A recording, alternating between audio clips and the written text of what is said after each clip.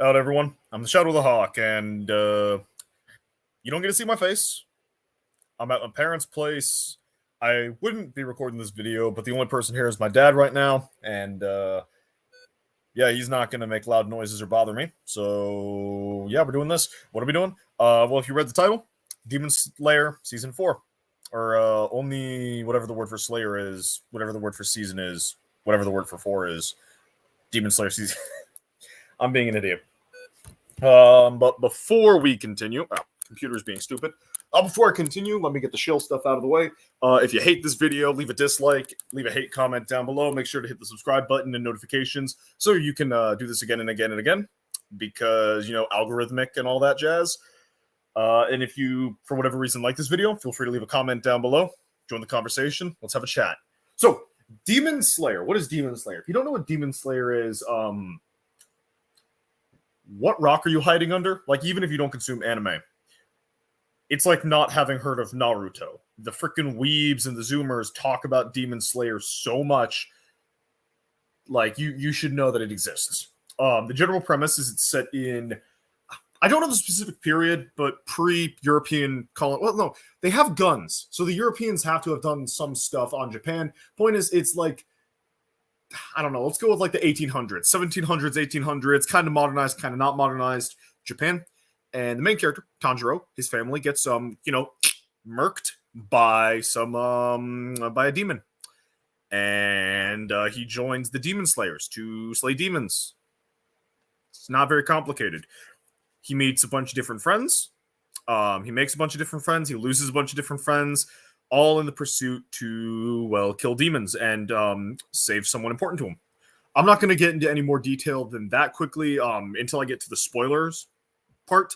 That general synopsis is like the first episode in any conversation you've had with anyone. So if that it counts as a spoiler, well, yeah, sucks to suck, I guess. So season 4 came to Netflix, and I binged it in 2 days, as you do, and I loved it. I do have some minor critiques. Like, there's one character that gets like 2 episodes of screen time, yet she's in the intro. But aside from that, like, really, really good. One of the few shows in a while to make me have a moment where my jaw drops. And, well, I'm both glad that it was a fake out, but not really a fake out. Anyway, it was a moment that I was kind of surprised and glad didn't have any weight, but also I'm kind of pissed that it didn't have any weight, because it's one of those moments that really should have had some weight. I don't know. I'm a jackass. But yeah, so that is the most I can do without getting into spoilers. So if you don't want season 4 of Demon Slayer spoiled for you, well, you shouldn't be watching this video in the first place, but hop off right now because you have been warned. All right, that should have been enough time to fuck off. So, Demon Slayer Season 4 takes place after Tanjiro gets his ass handed to him by the Upper Six demon. And he's recovering. His buddies Zenitsu and Inosuke have gone off to go do their own adventures. And Tanjiro was waiting for his replacement sword to come, because the Demon Slayers have these really, really, really, really special katanas that are actually, you know, not made of garbage iron. Yeah, if you're a weeb and you think katanas are good, no. They're made of really poor quality metal. Fight me. And so he's not getting his sword because the guy that makes his swords is really mad at him. So he travels to the place where his swords are made, where he encounters the like elite swords woman of love, Hishina. Like, the title, I don't remember the chick's name because she doesn't really matter except to be there for the sex appeal. And then Gayan, I don't know. I call him American Breather because so the way Demon Slayer's magic works is you got like water breathing, fire breathing, sound breathing, like to buff up your attacks. This man uses a double barrel shotgun. So he's the American of the group. He American breathing, first form, pull trigger, bang. So I'm a child, if you couldn't tell. Oh, anyway, and so the first couple episodes are basically him regaining his power, or his power level, recovering from the ass whooping he received, which nearly killed him, and gaining some new skills, like, you know, how to read an opponent, like knowing where an attack is going to go. Yeah, you'd think that'd be something he picked up in season 1, but no, he's only now realizing that, hey, I can't just use my basic training movements. I need to actually anticipate the enemy. Might have helped a while ago. So he gets his training, he gets his new sword, and yeah, so it's time for him to get jumped by a bunch of demons. And he gets jumped by a bunch of demons. The entire village actually gets attacked by 2 demons, 2 of the upper 6, because this village is the place where the really, really good swords are made. And the villain, Kazumut, fuck, hold on, let me Google his name. Demon Slayer villain. Like, okay, this isn't the fact. Okay, this is just a really complicated name. So, villain. This isn't me. Like, this is Muzin Muzin Kabutsuji. I'm just gonna call him annoying little bitch. So annoying little bitch gathered up all of his upper class demons and was like, "Hey, the weakest of you 6 got murked pretty bad by some children. So I'm gonna send 2 of you for a tit for tat. 2 of you are gonna go break the village that the demon slayers make their swords at, because the tit was them killing one of my guys. So I'm going to send you 2 to go tat and kill their village." So they went and they tried to kill their village. And it's one of the demons I thought was really, really, really creative and really, really cool. He's basically like this artistic, macabre, like villain. He basically the way they introduce like one of like just how absolutely fucked he is as a mental state. I need to stop cursing. They introduce him by basically him pulling a statue he made out of a vase. And the statue in question is 5 master smiths that have been killed or are still alive. I don't really know. That have been impaled with swords in a way that if he twists the swords, they start twitching. Yep. This man is evil. He looks evil. He's an asshole. He doesn't get redeemed. So that's good. That's good. The other demon, I don't really... The other demon was one that, like, it's a cool concept. It's basically, like, it can, like, divide itself. So there's a central body. There's a central body that's, like, hidden inside the rest. They make it kind of weird, because it gets its head cut off in the beginning. And basically, whenever you do damage to it, it splits off into other emotions. So the main demon is fear. And hurting fear split off, I think it was, like, joy and anger, or pleasure and anger, some positive emotion and then anger, and then another split created a different positive emotion and sadness, and then there was hatred later. And basically it's an interesting concept because like the demons are different based on the emotions they embody, and it's also like, it's a really cool, like, okay, how do I kill this demon? The issue I have with it is the previous big demon was multiple demons that you needed to kill.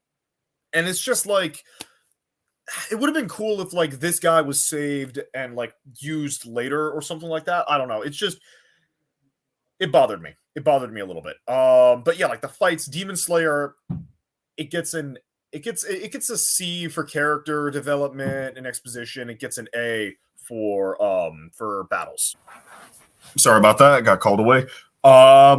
Where was I? Oh yeah, like the splitting demons. I think it's an interesting concept with each of the demons having like some kind of power associated with the emotions they all embody, and like their different designs were cool. But it's just, the last fight Tanjiro had centered around killing 2 really powerful demons that were one demon, and basically this was the same thing but 6 or 7 demons. It was a little bit too soon. I don't know.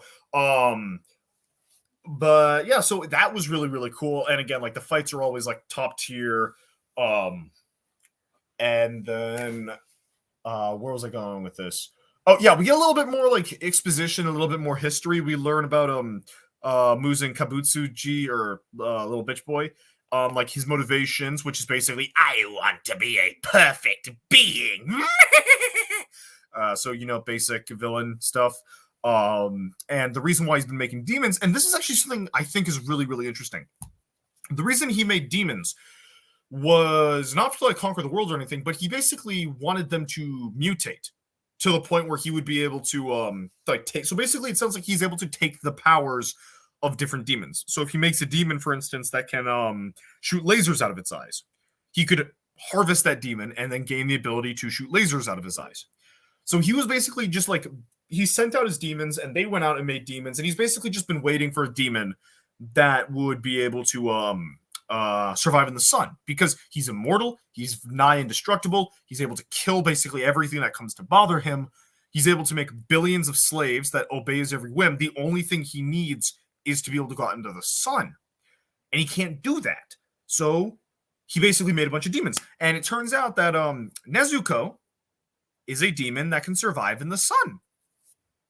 Whether it's for a period of, I don't really know, but so he realizes, hey, Nezuko exists and she's able to survive in the sun. I'm going to absorb her, and that's basically how it ends.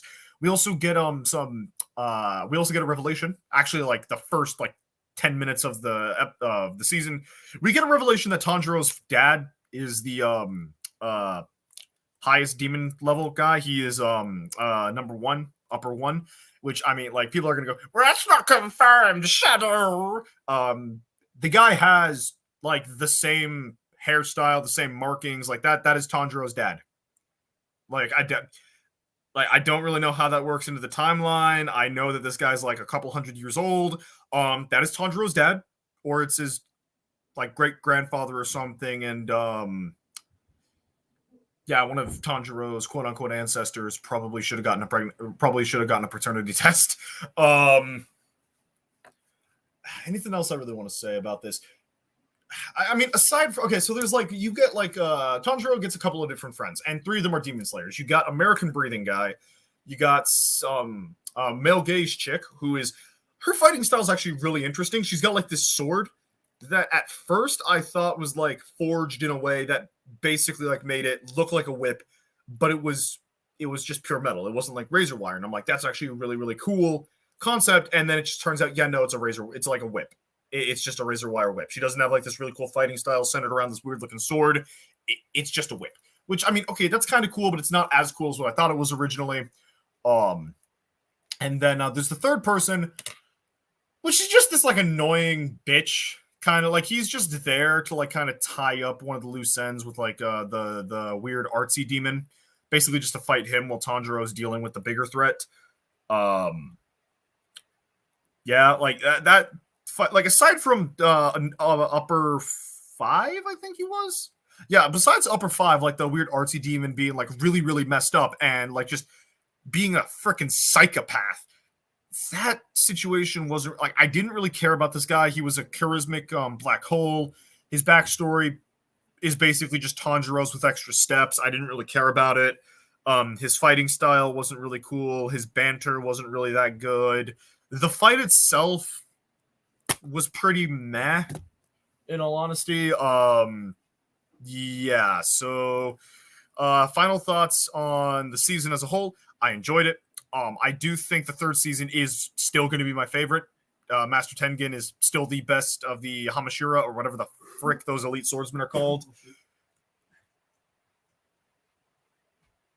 Rengoku doesn't count. He's the GOAT. Anyway, if you didn't hear that, this is my brother calling bullshit on my take.